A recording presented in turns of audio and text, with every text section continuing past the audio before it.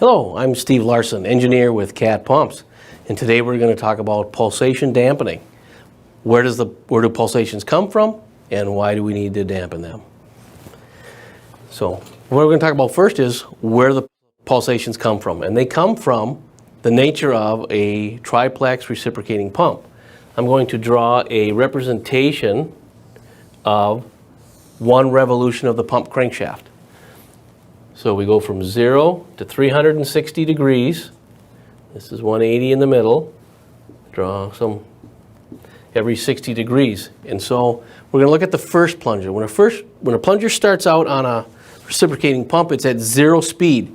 And then during the halfway through its forward stroke, it's at its maximum speed. And at the end of its stroke, it's at 0 speed again.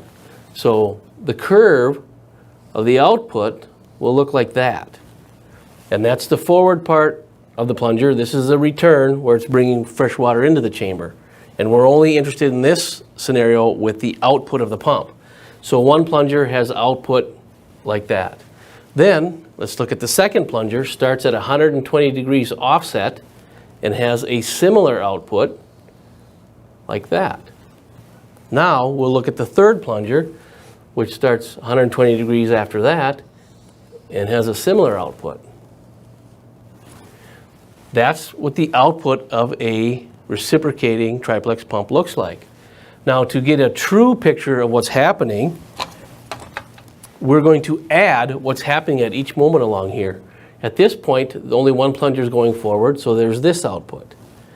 At this point, two plungers are putting out the same amount of output, so we add those. Here, only one is putting out, so it follows this curve from there to there. Again, here it adds. Follows along, adds,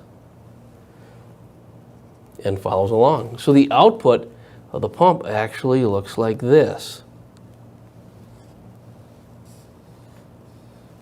As you can see, that is a pulsation curve, because if we're running at 1,000 psi right through here, that's 1,000 psi, we're seeing peaks up here of possibly 1,200 and valleys down here around 900 psi. So in one revolution of a pump, we have 3 peaks up to 1,200 and some peaks down here at 900 psi. That's very erratic pressure. And it also represents the flow coming out. And so it's very erratic. And what we want is something a lot more smooth than that coming out. So we introduce what we call a pulsation dampener. What a pulsation dampener is, it is basically a device that's spherical in shape, has a nitrogen charging cap, it's open in the bottom, and we put it in line. So this pulsation that's coming from the pump is coming through this piping and hits this dampener. The dampener will have a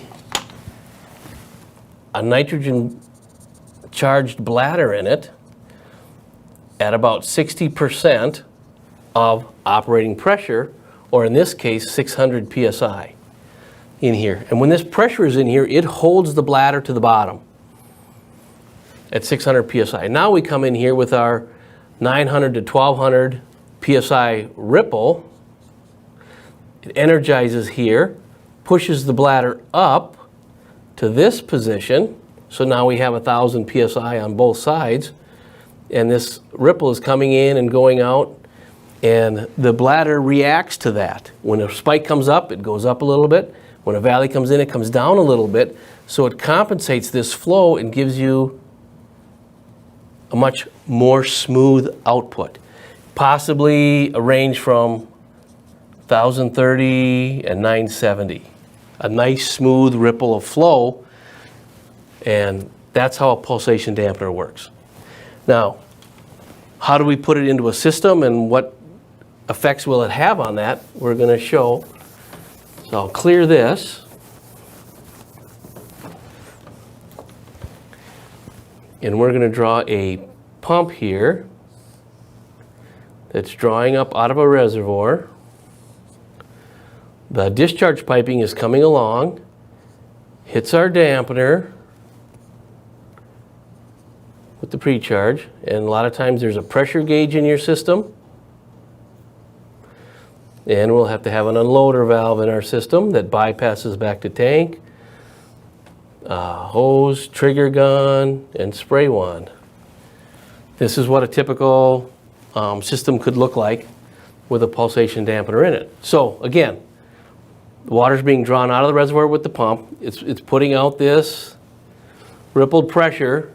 Now we got smooth after the dampener, and what it does is the gauge, the unloader, the gun, the hose, everything is seeing the dampened pressure pulsations, so it's a lot smooth, and the regulator would be trying to react to this pressure wave.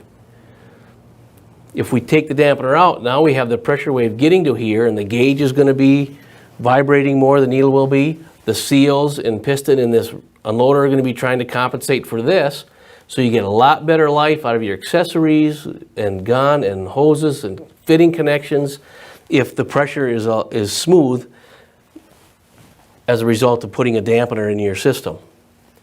And this is how this system can look. Now, there are different ways to plumb them and things to watch for when using a dampener. The first thing to be cautioned at is you want this charged per the manufacturer recommendation, which is usually around 60%.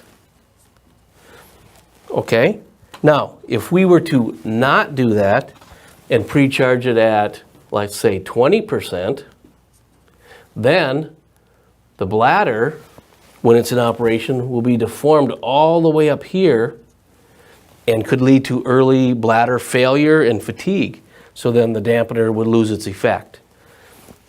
If we were to charge it at 90%,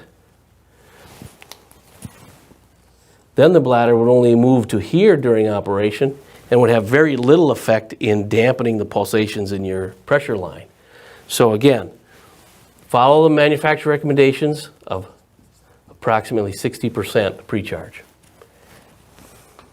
All right, this again is one way that it's plumbed into a system. Another way is this bypass line is sometimes routed back to the inlet of the pump so that when you shut the gun off, the water just circulates in this bypass loop rather than taking a second line all the way back to your tank. And this is, for the most part, a good way to do it.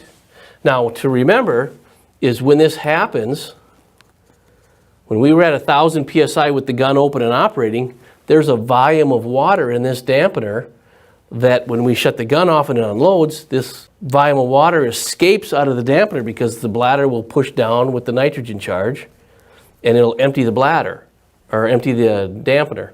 So this flow then will add to this loop. Well, where is it going to go? You're adding a volume of water into a closed loop. Well, what happens is the extra volume of water will work its way through the pump and go back into your reservoir, which is okay. It causes a little bit of pressure spike in this line, but not a lot. But what can further happen is in the systems, sometimes there's regulations where you have to have a check valve here. Now this volume of water will get into this loop, but it has no way of escape. And water's not compressible, so what's going to happen is you're going to see an increase in pressure in this bypass line, maybe 300 to 400 psi. And if that happens, this pressure also goes through the inlet of your pump and can take out the low pressure seals and be very detrimental to the lines because usually these are low pressure lines.